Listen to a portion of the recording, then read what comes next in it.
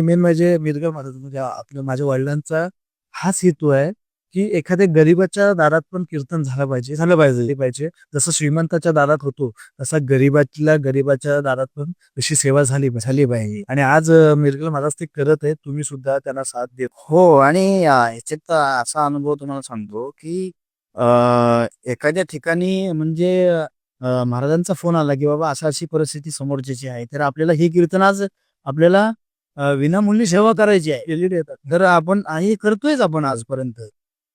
त्या अनुभवातून असा अनुभव एखाद्या ठिकाणी आला, की तिथं बाबा असं-असं आहे, परिस्थिती त्यांची खूप खराब आहे. तर तिथं त्यांची इच्छा आहे, की कीर्तन झालं पाहिजे. मग अशा ठिकाणी आम्ही सगळे बाबांसकट आपण सगळे तिथं जाऊन त्या सेवा करतो आज देखील. केलेले आहेत. बरोबर ना? मग काही ठिकाणी असाही प्रसंग येतो, की अ, अ, तिथली एखाद्या गावची ठिकाणची मंडळी म्हणते, "अरे त्यांना बोलवलं तर मग त्यांना पाकीट द्यावं लागेल. त्यांना ते एवढं असं त्यांना द्यावं लागेल." हां. मग असं सांगणार, की मग समीर मिस्त्रींना बोलवताय, मग त्यांना ते एवढे द्यावे लागेल, तेवढं द्यावं लागेल.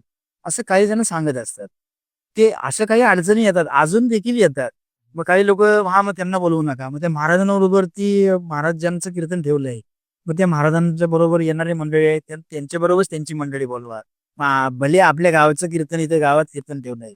तर काही मंडळी अशी प्रसंगानुसार काही गोष्टी अशा अडचणी आल्या, मग त्यांना नका बोलवू. हं. महाराजांबरोबरच मंडळी बोलवा. आता महाराजांबरोबर मंडळी बोलवली, की शेवटी पैसे द्यावेच लागणार. असं महाराज असं नाही की जे कलाकार आपण सोबत नेतो नाही का, गाणार असतील, वाजवणार असतील, हां, तर जी काही मंडळी मागे उभे उभे राहणारी मंडळी असते, त्यांना सर्वांना हातावरती काहीतरी द्यावं लागतं.